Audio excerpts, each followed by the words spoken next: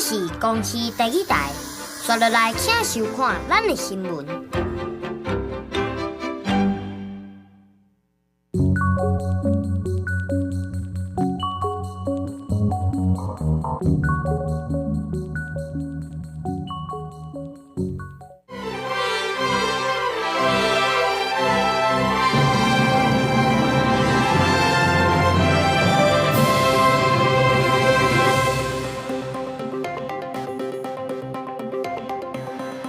各位观众朋友，大家好，欢迎收看12月初5下晡新闻，我是陈志坚。先来看今日新闻重点。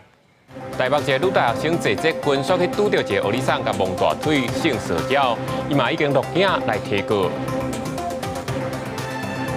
台东的往来失客总算阁会使销去中国，不过中国检疫条件较大，也讲袂清楚，这详细恐惊也有变数。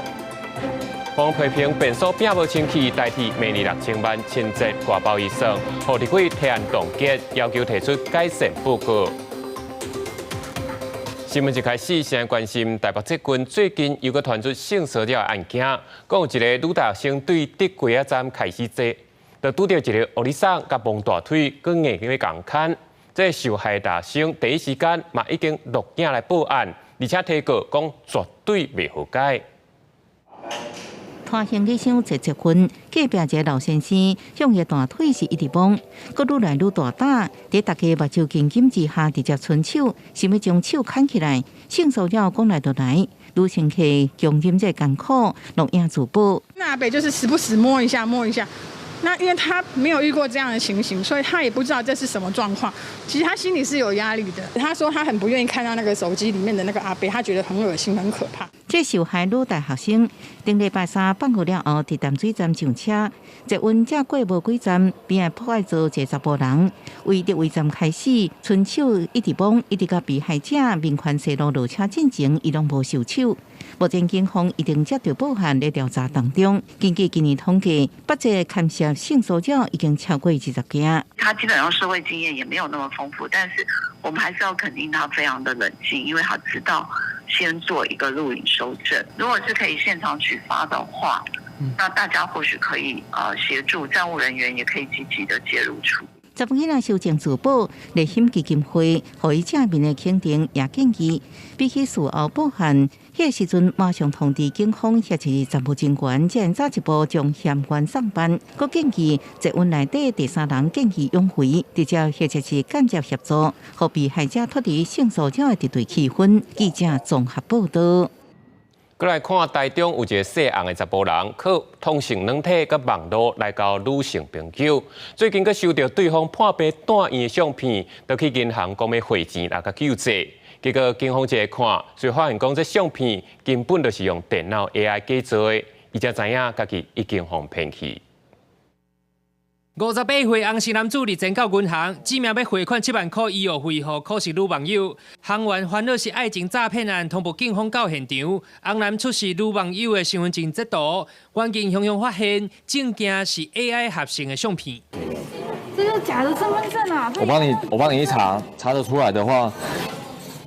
先生，这个是假的而且 H2不可能有28这个数字的。身份证的字形甲字体大小拢无正常，身份证号拍入去警用行动电脑，还阁显示查无处理。相片当中也看无查某囡仔耳仔，无符合相关的规定。洪男无细心，阁提出网友破病倒伫咧面床的相片，但是又阁去予警方突破面部是 AI 合成，而且甲案卷的接合所在也阁真潦草，才总算相信是一场骗局。假的身份证上面的字体小于一般的正常的身份证的字体，不是名词躺在病床上的 AI 合成的照片，头部跟身体的结合处根本是不一样的。当你接到视讯电话时，可以要求对方转头，在脸的前面挥挥手等动作，会发现对方的脸部会出现模糊或者是色差的情况，就可以利用影像的破绽，来分辨出对方是不是有使用 AI 技术，避免受骗。AI 技术一直在进步，台中市刑大提醒，诈骗集团常常借此换面变声，直接假影做被害人的亲友。建议民众会使伫咧失信的时阵，要求对方伫咧面头前握手。若是出现面无清楚、怪怪的所在，就是 AI 换面。若是接不到电话，会使挂掉，搁再以通讯录的电话卡倒转去纠正，避免受骗。记者台中报道。中科院为了提升无人机的产能，伫嘉义民乡设置无人机园区，按算2025年就会完工。总统蔡英文亲身去参加动土典礼，讲甲国内业者做伙合作，建立完整产业链。学者也表示，这有利咱无对称的作战，阻挡中国犯台卡波。真正出席动土典礼，总统蔡英文用行动展现对无人机产业的高度重视。中科院用9亿4700万的经费，伫嘉义民乡园区起无人机专属的生产厂房甲办公大楼，按算2025年进行完工。结果举行开工动土典礼，对提悬无人机产量强化大海防卫作战有帮助。蔡总统表示，家己会加做亚洲无人机重镇，透过军民合作，伫台湾建立完整无人机产业链。国防部会持续的推动军用商规的无人机，来结合国内的业者的力量，准备我们军民通用的关键技术。那无人机国家队落脚嘉义，所以开创了一个台湾的无人机产业发展的新的时代。落实各机各做，蔡总统强调，继续发展军用上轨无人机。中科院也在典礼顶悬展出真侪种国产有精修打击无人机测试影片，包含2代瑞恩、天云甲顺飞弹无人机，用疾平空军战术攻击中共悍难。针对台湾对攻击无人机的重视甲需求增加，学者表示，无人机采取空军战术，应突破中共战争的沿海防御，产能提悬，对改变国军作战思想，将无人机看作是消耗弹药大量使用，应减少人员伤亡，打乱强军反台节奏是将有帮助。蜂群无人机它可以去同时去攻击这个敌人目标里面非常多的一些设施，比如说它的雷达，比如说它一些指挥所、通信站，乃至于停在地面的比如说军机或者是船舰的一些部分。或者是物资的堆积场。国军努力建军备战，应对强军威胁。初5发布查到强艦7隻伫台海周邊活動，軍事備將台灣 ADIZ 分享。測試看到強艦東北角外海伫烏石片東邊差不多30海里的所在，繼續向南行，提懸兩岸對立的局勢。記者綜合報道。為着要落實個資保護，立法院頂一會期修法，明定愛設立個資保護委員會來做個資法的主管機關。透早個資會籌備處正式來組成，所以加速提出組織法規草案，目標114年8月以前，讓個資會正式來設立。請揭牌。由安部擊敗國資保護委員會籌備處，立法院頂會期三讀通過個人資料保護法修法，規定個人資料保護委員會是國資法的主管機關。這也回應去年8月份憲法法庭判決，要求3年內要有國資保護獨立監督機制。公部門的跟私部門的這一些個人資料事務的監督、查核、通報、陳情等相關的這個機制呢，都要做很好的這樣的一個規劃。同時呢，我們也要做好這一個教育訓練的工作、跟宣導、跟人才的培育。不是只有私部門，包括公部門，公部門不是只有部會，包括各院，那這種情形底下，公私部門都會在這個治理的範圍內，因此它需要獨立性。籌備處主任李世迪表示，籌備處第一件工作，要先把國資保護委員會的組織法條定出來，所落來才會開始做國資法的檢視工作。個人資料你是不是做過多的收集？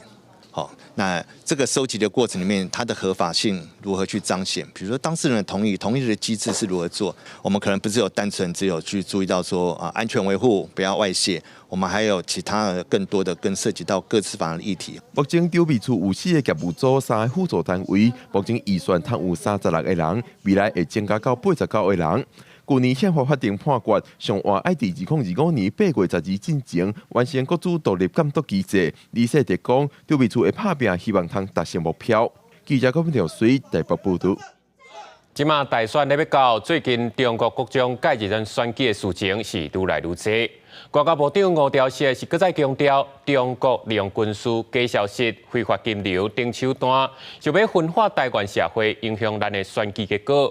咱官方甲民间会拍拼来合作，绝对袂互中国顺风轻易。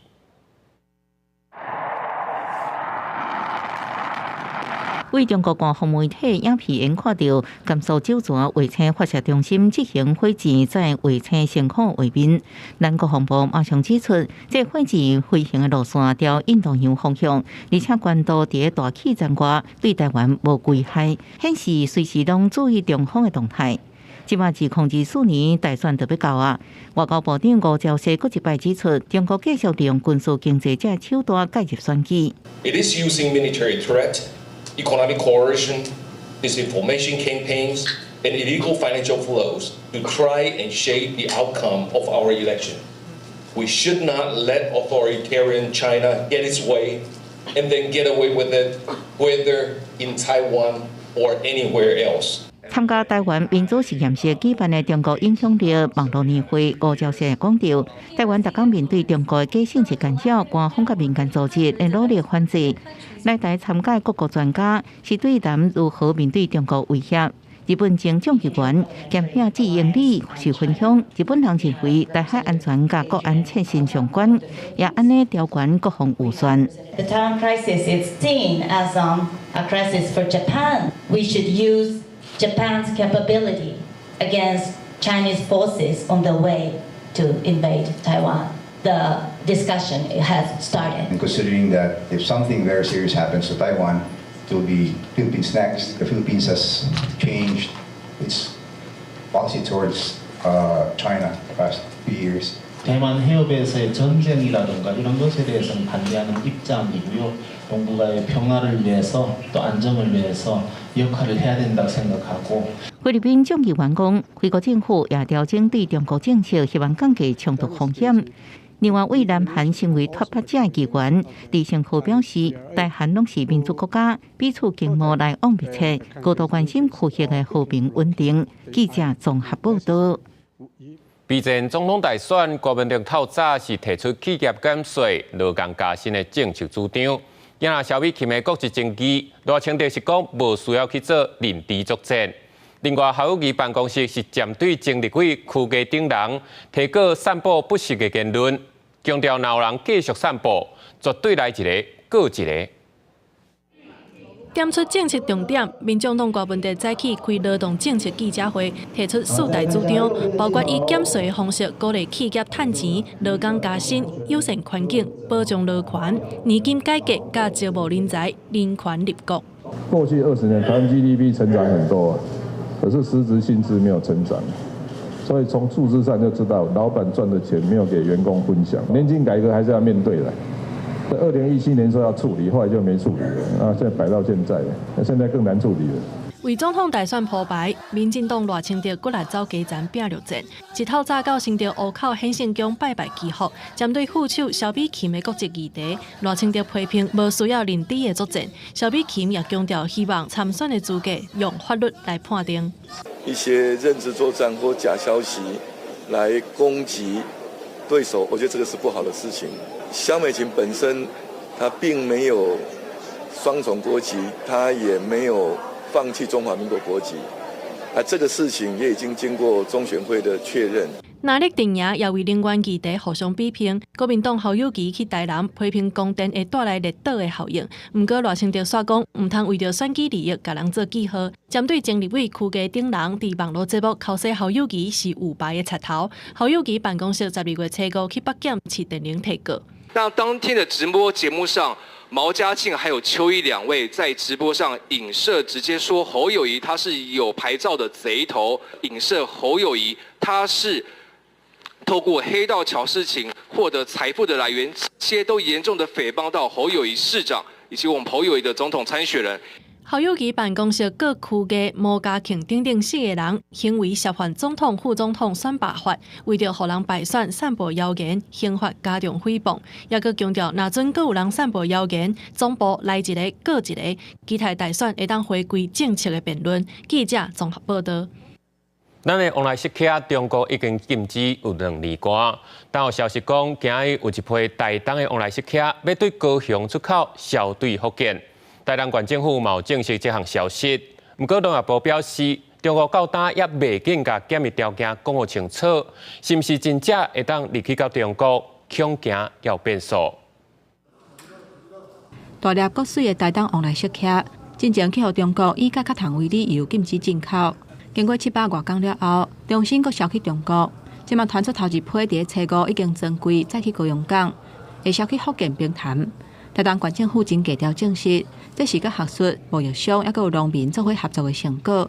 按算3月份销去中国的数量会达到高峰。这一柜从台东拉出去，那通常他当天大概经过8个小时就到高雄啦，就到高雄港了。那由高雄港这边来确定这个柜没有问题，就会出港了，到平潭。台东县政府表示，头一批会当确认的是中国认可的3间包装厂，加25个农民，已经送出去第2批的名单，包括41间包装厂，加800多个农民，还在听候中国的回应。那青年农民是希望外销的管道会当持续保持通透，让农民唔免搁烦恼销无路，才会当安心种出品质上好的食客。期待啊，大家都希望能出口出去，这样我们的果品才会有稳定的出口。赵庆玲今年去中国2届，甲各台办等等的单位争取恢复外销。即马头一批解禁外销去中国的食客，虽然已经进行出口的作业，不过咱国农业部风险署有传信息给中国，不过算是拢有头无回应，而且嘛无接到中国提供检疫的条件，无将先按正常的做法来检疫被伤害。也若敢会当顺利外销去中国，破货卖嘛受到大家关注。记者综合报道。立法院交通委员会将审查代替公司明年度预算，因为立委咧批评讲代替的变数普遍拢并不清晰，讲要冻结代替明年6000万的清洁外包预算，要求先提出改善报告才来瞧。代替现场嘛保证会搁加强来检讨。不少人拢有坐火车去便所的经验，部分民众对代替车站公共便所的印象也是感觉有够臭。我觉得可能是味道比较重这样子而已。对，就以我来说的话，可能味道上可能比较没有那么好闻，可能比较旧一点点啦，干净度是还可以，但就是可能比较旧一点点这样子。环境部今年11月发布全台公共便所评比，有立委质疑代替便所，互民众评比是上垃圾的公共便所，也佫不如加油站的公共便所。而且代替公司明年预算当中的债务费用编列差不多6.1亿，包含包装代理加工费等，其中7成人差不多是4.6亿是属于清洁外包费用，比今年清洁外包佫加出1000万，显示代替管理能力有问题。台铁公厕花那么多钱，就评比起来是最脏的，而且台铁也知道它公厕很脏啊，一直被旅客诟病。我们是在有改善哦，不过的确了哈，我们有部分哈，我们的因为设施老旧哈，尤其是公厕底下的化粪池啊，还是这个清洁不易哈，那这个我们陆续啊，我们都编有计划。立法院交通委员会测试审查代替公司113年度预算，因为立委不满代替便所垃圾无改善，最后决议冻结代替公司每年超过6000万的预算。代替爱提出书面改善报告了后，才能动之。代替也承诺会加强改善。记者综合报道。再来看台北的西新里南港路二段边啊，有一块国产水泥的基地。途经了后，要转做特商用地，讲要拨10层楼，将近7000平，互市府来运用。不过在地居民就抗议，市府竟然连一平都无愿意摕来做社体，也是公共空间，互应该先满足社体甲公托公有的需求。叶票记发口号，早起西新里里长甲立委也有里民共同召开记者会指出。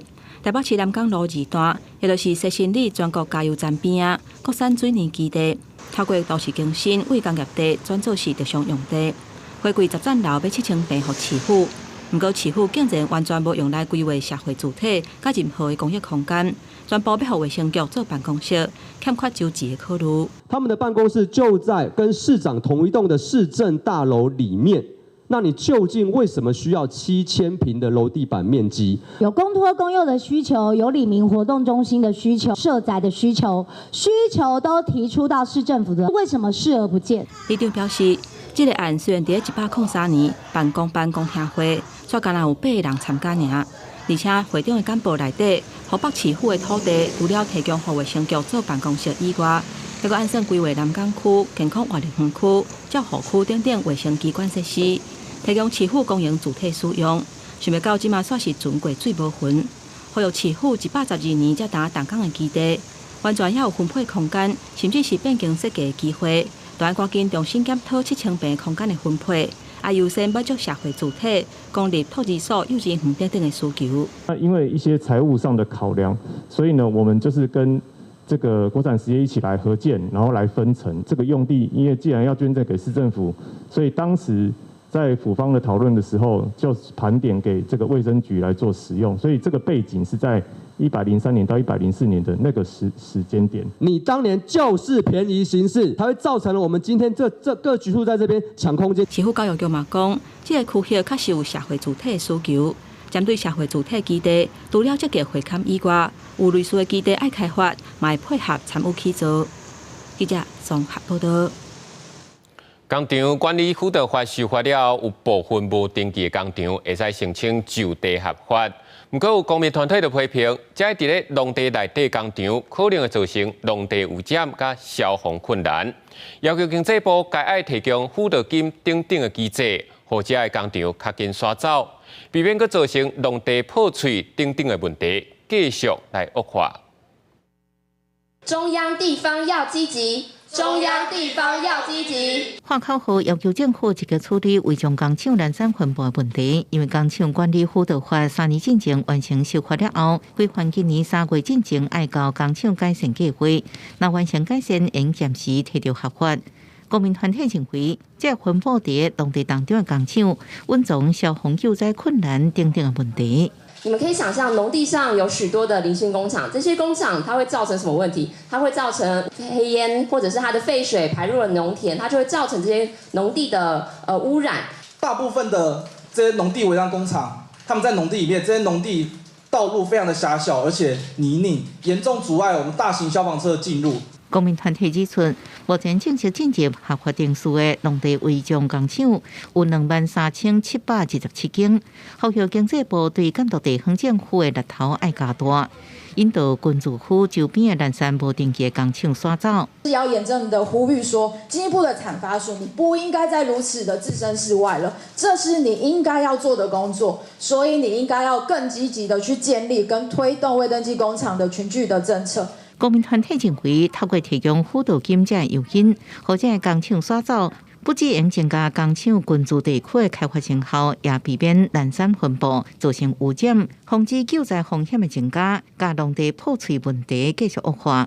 甲这个进程，经济部暂时也无回应。记者综合报道。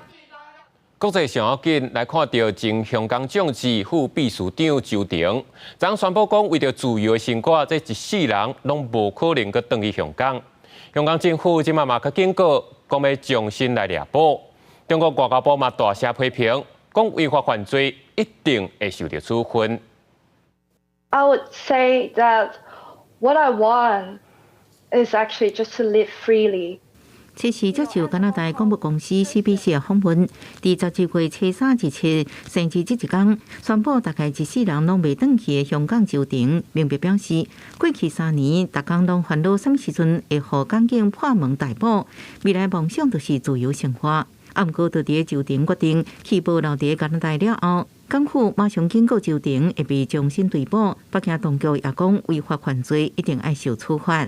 香港居民依法享有的各项权益得到充分保障，同时，任何人都没有法外特权，任何违法犯罪行为必然受到法律的惩处。港警谴责公然挑战法纪的无负责任的行为，呼吁当事人唔通判倒犯的罪名。暗过周庭也透露，家己捌被逼到中国参观爱国展览，期间一直被协商，还佫要求社会感谢港警，去了解祖国的伟大发展者的经验。学者分析，北京当局想要找周庭参加爱国行程，当作宣传所谓香港的反动分子，也算是爱国样板。共产党能够策反周庭呢，来为他们背书，爱国啦，那当然是最好的宣传机器。当然，周庭应该是不想去做这种违心的一些行为吧。中国人大常委会10月24通过《爱国主义教育法》，明年元旦开始实施。香港特首李家超了后提出，要将爱国主义教育纳入国民教育体系，佮要推广到小学。学者认为，显示北京当局想要将以中国为核心的爱国思想放入去香港的下一代。记者综合报道。新冠疫情了，中国经济救援是爬不起来，有未少的少年人就甘愿离乡背井，出国来去打拼。其中因为泰国的生活成本较低，签证咧办较简单，所以有真侪人真爱去。专家认为，现代少年人敢毋是为着钱，颠倒是为着追求自求有尊严的生活。拍棒球老汗老弟为中国上海来的空年，咧上例行私人教练课程。这种活动是伊一个住伫上海时阵无法度负担的正贵兴趣。自从到泰国了后，伊总算应开始享受生活。疫情的时候，对自由的渴望变得更加的强烈一点，可能你会有一些对未来的一些向往，有一些期盼。新冠疫情期间，中国实施严格的防控政策，对国内经济产生真大影响。即马真侪生伫1980到2000年之间的中国千禧世代，已经无亲像爸母迄辈共款，应找到大具较好的头路，都拢去别国追求更较好的生活。亲像康年甲文辉这对少年翁某，都是透过申请语言进修课程摕到签证，到泰北、清迈展开新的人生。好像人在国内生活节奏确实太快了，所以导致自己想做的事情，或者说是自己根本没有自己那种自由的那种空间。Because they are cosmopolitan, open-minded, and they cherish a basic sense of freedom, not necessarily political freedom, but they want to live a life that they feel is decent and is dignified.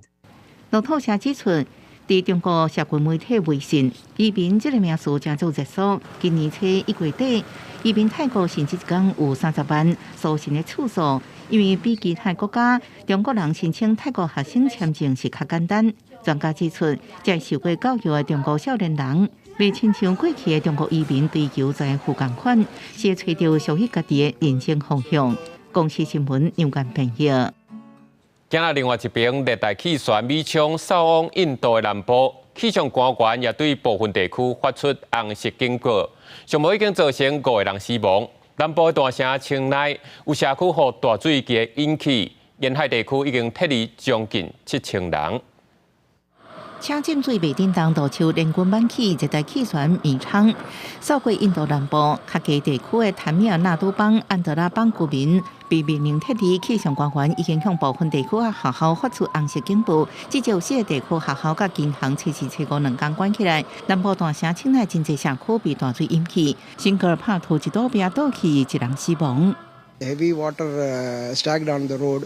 We are not able to go and purchase something like that, and it's a problem. We are facing a very long problem here.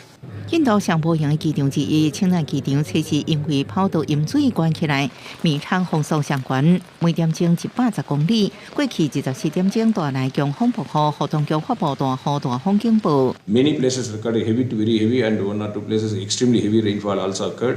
清奈加周边地区是国际主要电子大厂制作中心，特色红海测试暂停控股 iPhone 手机的生产。路透社报道，南部沿海地区已经将近7000人撤离，预计气旋路线甲严重程度可能会撤离2.1万人。公司新闻恩文玲编译。来看到罗西亚西伯利亚部分地区的温度已经降到零下56度，天气预报表示，因为风势继续在落，暗时佫可能出现零下60度的低温。今伫咧首都莫斯科嘛创下一天以来落雪上济纪录，部分地区积雪已经超过40公分悬。跳雪车来来回回清扫积雪，路边堆满高高的雪。俄罗斯首都莫斯科车沙路暴雪，截至落雪量该社会178年开始观测以来新高，短短12点钟就超过11毫米。大部分地区积雪超过35公分，部分地区各有40公分悬。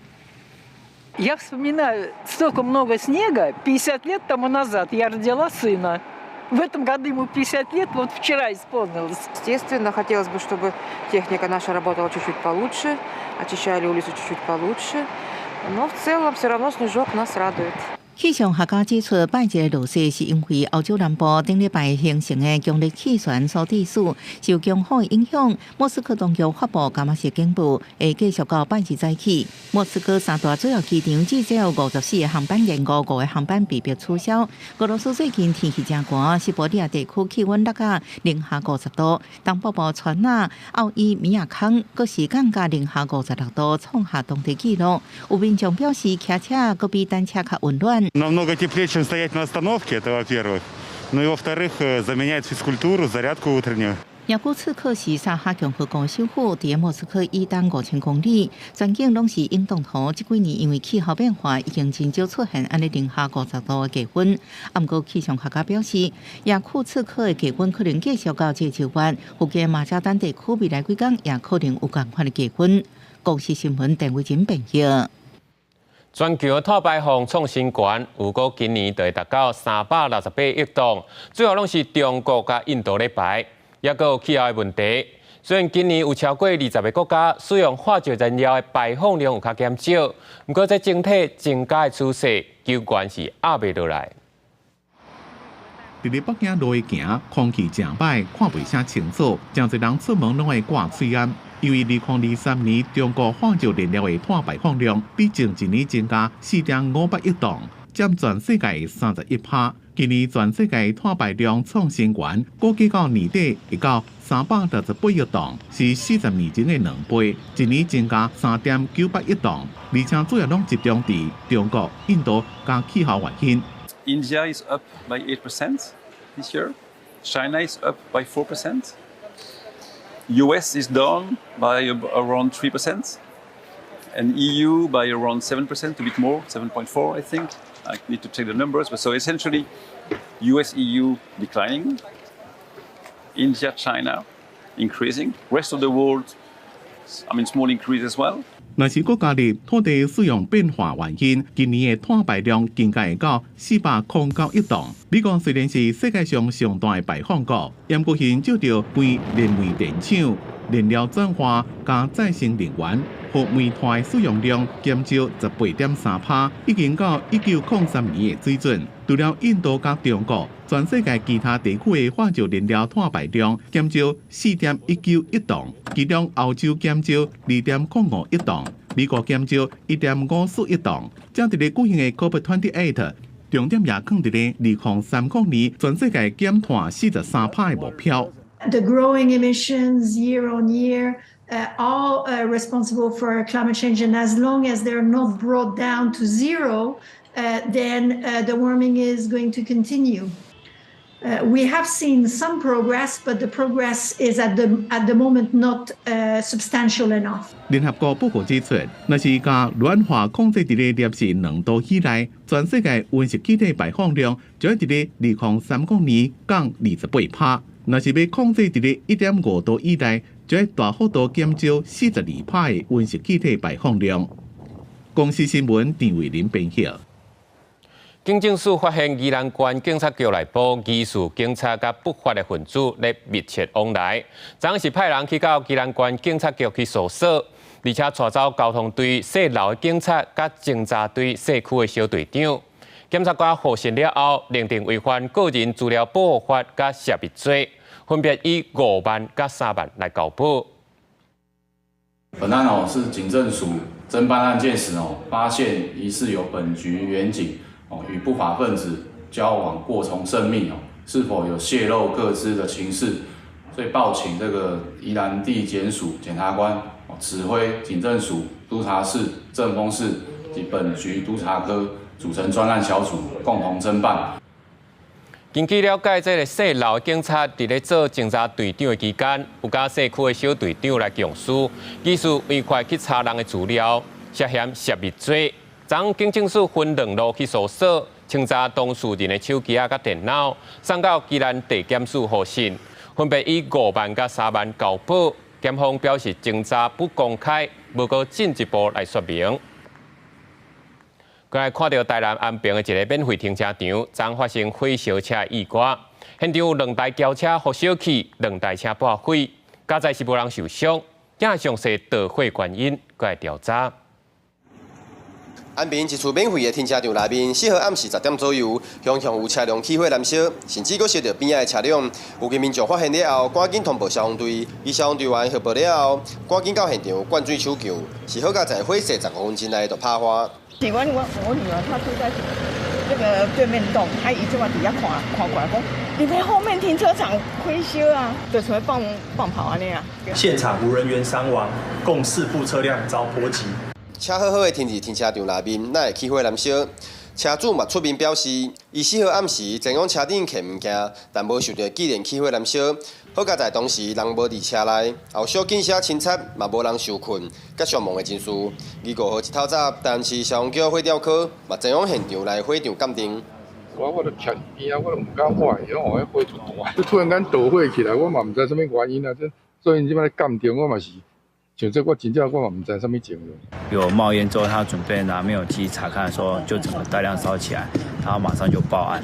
那我们到达下的时候，立即出水灌救哈，因为这个状况比较还要经过火灾调查，才有办法去厘清的真实原因啊。因为起火车辆是一台20年的老车，加上现场车辆损失是相当严重。除了做火场的鉴定之外，警方嘛同时调周边的监视器影像，来厘清车辆起火的原因，敢有人为的因素。记者郑宏达报道。讲到高雄大拿埔千村安置计划对2016年到打7年的时间，对要起社会主体讲甲土地一平换一平。行政院昨是搁再核定，要甲千村的经费增加到800亿。不过，基民认为政府应该先讲清楚，这经费到底是要用在哪里，这居住权才会受到保障。上百支烟筒和石化工厂围起来，高雄小港大拿埔千村安置计划对2016年到打争论7档，行政院伫12月初4核定，甲经费对589亿增加到800亿。我们除了在带津贴补助再提升之外，更重要的是说，我们的社会住宅原来有250户的新建计划，那我们在最后一次，我们也再增加了500户。就算政府发起社会主体私有住商土地一平换一平，不过厝登起有原爱开费用，若需要贷款买厝或是起厝，多数长辈恐惊无通负担。里长认为政府应该讲清楚，增加经费用伫倒位。袂使有负责啦，也是讲吼，你袂使讲负责排收过济，这个串厝是9位呢。我本地是起了20平，你迄家剩12平徛呢。市府表示，加210亿主要是用伫咧调升地上物专线中间计小补偿费，计划达到计无30万的促进8000种类金。不过里面拄到的困难唔那安置。底下个一支烟筒上大支，迄个焚化炉迄支个底下。你甲大拿埔是污染的西区嘛？你若讲是污染的西区，你甲迁去东区，那我还要签个屁啦！大拿埔长期受到空气污染，千村计划今年经过4摆的公听会，期间里面嘛发起不少认真抗议，希望千村顺利。高雄市府12月初5下晡召开记者会，说明千村安置计划。记者高雄报道。讲到婚姻馆天九日疫情全馆到打已经超过700例，其中就超过500例集中伫高坑。有不少农民因为确诊，当地就爱放起来袂使搁做，影响到生活。到中央核定补助，会以专案补偿的方式，每公顷上侪8万，目前已经有250公顷申报。一段时间无采收的笋园，拢需要经过各整理。受顶一阵仔天九日疫情的影响，真侪国溪乡未少笋农和果农确诊，被迫封园消毒。经过地方的争取，农业部核定补助，直接补贴农民的生活。安尼安尼是会使哩啦，无嘛无法度啊，这政策嘛吼。哦。这个政策嘛无法度啊，要去当然，若要个处理这个工资，安尼迄是，啊个减生产迄是有差了。这是空窗期啊，然后我们要进去的话，要给它挤啊，要砍掉啊，很会攻啊。国庆工作表示，这次提高的传染病农损补偿对象，主要是针对确诊者，也是因为环境消毒封路，受到影响的笋园、果园等等。工商路做出一个通知，到目前为止，新埔农作面积达250公顷。目前申请的话，大概是248到250公顷左右。那竹笋的话，大概是160几公顷。竹笋跟果树，农业部这边是补8万块。那蔬菜类的话是6万5。有当地笋农就讲，防园消毒后，若要重新有笋仔会当采收，阁需要个间整理笋园，平均每分地阁会开3000块。后续阁等待3个月才会当有收成量，但因受到天高的疫情影响无收入，现在会当有补偿金，至少会当补贴生活费用。记者有报道。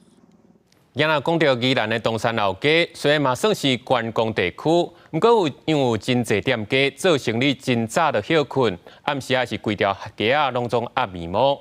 发展协会为着吸引人潮，最近有甲新的电火，嘛有做壁来彩绘、办具相片的展览。希望大众会当更加了解在地人文甲历史。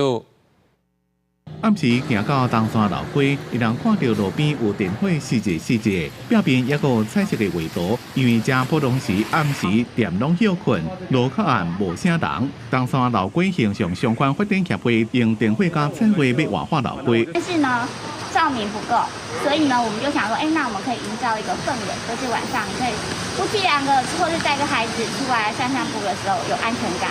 除了装饰的电火，也有彩绘图，协会也替老街做文献典藏，加东山乡老相片用入老街店面的门牌内面，增加东山老街文化深度。扫顶头的 QR code 就详细介绍，我就直接很清楚知道说，华芳发廊它的最新的状况。像这件发红发廊的旧相片，就是东山乡过去因为无治水，用去饮水，民众坐船带尾的情形，真特别。业者对这种做法也真肯定。其实如果说游客的驻足时间能够拉长，那可以带动我们这个商圈的商机。当然是因为这个老街它很小，那当然我们希望说给它一些新的活力跟新的 idea。东山老街文化气氛正高，相关希望让游客踮在这的时间变长，深度来体验东山乡的生活，也替在地创造更较多商机。记者综合报道。讲到台南菱角鸟生态教育园区，当年拢会做这个菱角鸟的数量调查，最新的统计，今年有要到2900只，是比去年佫加279只，是创下历史的纪录。不过，有农民指出，这几年因为供电的开发欠水的问题，这一寡所在已经拢看无菱角鸟了。外口天气小可凉冷，菱角鸟也是出来找找食物。逐当的4月到9月，菱角鸟拢会换新毛，两边的色有黑有白，伊有爱行伫咧青景金的田林，成人注目。最近菱角鸟生态教育园区动员大批志工，到各区调查今年上新的数量。园区讲今年平去年加279只。拢总有2882只，不过煞农民指出，近来土地开发加上进耕电，反而影响到生态环境。栖地跟光电距离没有很远的地方，有的时候是在菱角田的旁边。就是光电应用几率差不多偌济，以我判断来讲，应该有差不多1成到2成。根据统计，有9成的菱角鸟拢伫咧光电区，主要因为遮有大面积的菱角田。菱角鸟生态教育园区有15公顷大，其中有8公顷是用来种水生植物，用作鸟海栖地。园区主任表示，一年间干那6个要整理遮真正力，加在就尾参地检署合作，派人斗3工做伙采收。尤其要白的工嘛无，啊要采收的工嘛无，因为迄拢做专业的，伊的门槛足悬的，所以阮就是希望讲透过安尼，大家会当来支持这个产业，和这个产业会当继续落，安尼菱角鸟才会当继续伫遮生产。今年园内菱角田成长袂歹，估计有上千斤的产量。园区发起买菱角支持菱角鸟的保育行动，因打算要甲无看到的经费修缮园内欠点的所在，提供互鸟仔有更较好的休困所在。记者李新武台南采访报道。为着要降低掠鱼对海岸甲海底的影响，迄条海洋文化基金会当咧进行海洋绿洲计划，要找出海岸海底活动的海域，申请重要生态地认证，希望政府会当赶紧来设海洋保护区。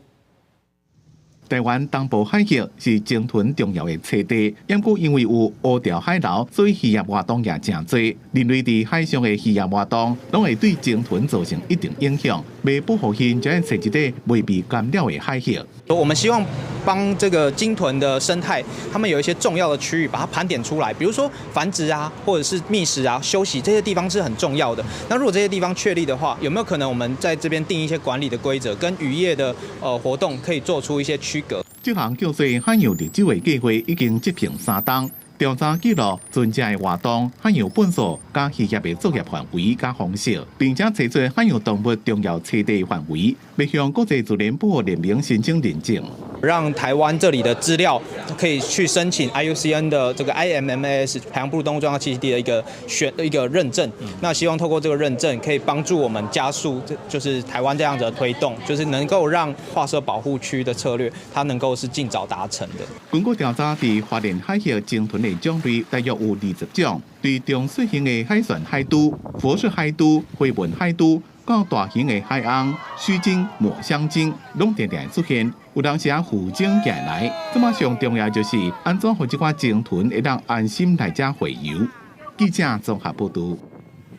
即马有国小的老师伫咧面册头顶写讲对中国来吸收啊，这种魔芋爽，即马伫台湾的小学内底真流行。不过这成分介复杂，重口味阁真油，对健康恐惊有败害。医师嘛表示，这款收咸收油的物件对肝甲油脂会造成负担，会可能影响到囡仔的学习。为中国来一款细小的魔芋爽，最近伫小学校园真流行。有国小的老师伫面册大文章发现，这款细小啊，因为添加物伤济，惊影响学生囡仔健康，禁止食。学生囡仔竟然秘入便所偷食，搁伫营养午餐配饭食。他们会分享。但其实里面有很多可能是我们并不是很清楚的一些添加物，就是会有老师觉得说，这种东西就是建议不要吃，但小朋友还是忍不住，所以可能会到厕所去，就是吃这样的零食。根据魔芋爽外包装写成分是可尼亚菇，佮加真侪调味料佮添加物，是侪油侪盐、小可少碳水食物。意思是讲，食侪会造成肝佮油脂的负担，会影响囡仔的定性佮学习。如果有塑化剂的污染的话，就怕会有那种造成小孩子发展会受影响啊，或者有一些提早的性早熟的现象啊。如果有一些那一种添加化学的成分的话，就怕对肝肾啊会造成伤害。林静如是讲，魔芋爽这种细小啊是目前小学生真普遍的现象，食到腹肚恐惊比菜头刀更加危险。呼吁学校甲家长爱重视，共同守护学生囡仔健康。记者综合报道。为着要拼净零排放的目标，伫咧台北北投的一个客运站，到国内头一套电动大客车智慧充电系统，除了环保，可以当替客运业者省20%的经营成本。工研院未来嘛打算，希望这套系统会当应用伫物流车，也是计程车的车队，加速转型。甲充电设备插车就会当开始充电，驾驶者行入技术来看荧幕，就咱知影讲电充到偌济，免进入以前爱先报备结果启动，也免踮伫咧车边啊哪等哪看。它会有控制总量，避免它过热。所以说它现在自动充电的时候，我们不用人在那边看，怕说它那个总量超过。那这是最大的优点，我们等于是完全可以节省人工。一种咱国内首创的电动大客车智慧充电服务系统，结合大数据分析加人工智慧技术，达成全自动化加全时段充电。伫咧营运成本、人力资源，一个电池寿命减一部分，会当有效互客运业者节省20%的营运成本。并且延长电动车电池的寿命20%。不管是购置成本，或者是建置这些充电桩的成本相对都是比较高的。不过在油耗成本跟所谓的维护的成本、维修的成本相对是比较低一点的。除了应用伫咧客运业者，以后会当用伫咧电动物流车加电动机动车这种电动车队。再加上充电的管理，会当大幅度缩低车队业者想要转型做电动化的电停机，尤其是非均流充电更加是关键。那非均流充电就是根据每一台车不同的电量状况来进行不同的充电。那这里面还包含到充电的时候它的时间啊，其实是跟电池很有关系的。整下客运业者的动态班表，也有场站的资料，和充电排程更加有效率。客运业者讲，以后将会继续去充电站，不过伫咧买土地，也有台电的用电量，也有真侪问题要解决。记者综合报道。每一年的2月到4月，台南客家的德国花海是在地真出名的观光景点。为了要迎接明年的德国花文化节，里长带公所人员、各地检署一服劳役的劳动人开始咧种花栽，期待明年花开，搁再带动观光。看一群人伫田里无用，有的人负责栽花，有的人牵水线咧压，50多人分工合作，都是希望明年初这23000丛玫瑰花会当生甲水甲悬。大家嘛知影，这玫瑰花就是伊帐篷啦，起来真水真水。这个过程有哪足繁复啦为咱今仔日种，咱后壁咧咱嘛是爱去压水搁落肥搁除草等等咧所以讲这个过程实际讲真辛苦。台南客家逐年2月到4月拢会办玫瑰花文化节，写真侪游客去翕相观光。这大片的玫瑰花，敢若靠社区的人力无法度负担，所以公所逐年拢会甲地检署申请一服劳役的社会劳动人来斗相共做花栽花。要用一个一个灯区啦，所以今年所给出来的面积，就是拄啊加4分外。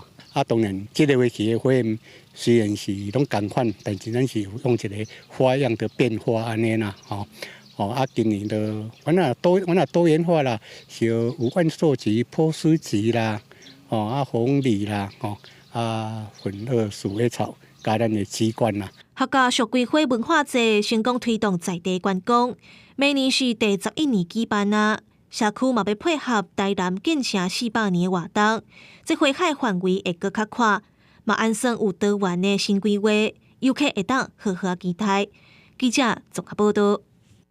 由文化部规划邀请歌戏天王天后13个表演团队，联合演出1624，要讲400年前台南建成的历史，有多元的语言、多元的族群融合的故事。按算明年2月24、2月25，都会伫台南盛大来演出。向拜。眼前这排拢是一顶一个歌戏演员，因得为明年大戏1624祈福。这出歌戏全台湾总共有13个表演团队参与。戏是咧讲400年前荷兰人来台湾，伫咧台南安平设布伊据点，建立一咱家城，讲台南建成400年的故事。演员嘛讲，因剧本读了，对台湾的历史有如深的感动。在讲那个大航海时代，为什么台湾在国际上被看见，是一个很重要的历史的一个起点。我们的努力，跟我们的祖先的辛苦，跟怎么样族群融合在台湾这块土地上，好笑、好看，而且很感动。这是我们今天读本每一个演员所读到剧本的时候，大家真的打从心里佩服，忽然间发现我来对台湾有气。这出大戏要演出台湾数在400年前后祖先渡海来台湾这块土地的过程和族群融合的故事。文化部长苏铁嘛希望这出戏会当互咱愈了解家己。咱的戏曲演员啊，是老家己的目屎演别人的故事啦，但这届啊，咱是演咱家己的故事，这是一场我们国家自己的历史课。这出戏里面还动员到京剧的、豫剧的、国乐的还有这个特技团的。我们希望用台湾的歌仔戏来演台湾的故事。1624这出戏会伫咧明年2月24、25伫台南建成400年的时阵留着演出，希望民众会当透过歌戏更加了解属于咱台湾家己的故事。记者林小凯台北报道。讲到非洲国家，乌干达有一个70岁妇女，最近是破腹生囝，生一对龙凤体，目前母囝拢平安。医师表示，因为医学进步，年岁对生囝来讲已经唔是问题。目前上老生囝记录是75岁。生产了几工，3分后来到婴儿室探望伊的一对双生仔，看到后生的手抓着家己的手指头啊，伊心中有讲袂出来欢喜，伊就讲这是奇迹。Saya balongo khulu nastuka wanonga vasoko kunkebera ivanganti nyina balongo 来自乌干达的3分仔看起来比实际年纪70岁少年，过去因为无囝儿，封口世时受到救助的查某人，所以决定采用人工受孕的方式，利用关键的卵子，甲破路的精子3年前先生一个查某囝，顶礼拜3个破腹生一对龙凤体。医生表示，3分仔虽然伫31周早产，也毋过囡仔目前健康状况良好。Is that actually the age is just a number. A young woman can also die from complication of pregnancy, and an old woman, if she's fit, can also survive. 像是科技的进步，互生育突破年纪限制，目前全球上年长生囝纪录的保持人是一名75岁印度妇女。也毋过考虑到生产风险甲体力健康，参未来的照顾养育，多数妇产科医师其实并无鼓励高龄妇产。公司新闻站回面朋友。下晡无天气来看详细资料。北部地区19度至21度，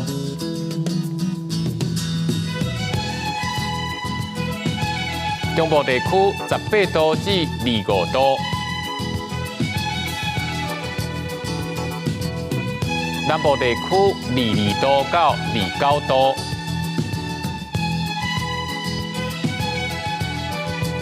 东部地区20度至25度。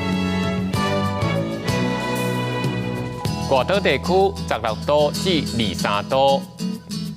感谢你收看公视台语台下晡新闻，我是陈志坚，咱明仔载同一时间再会。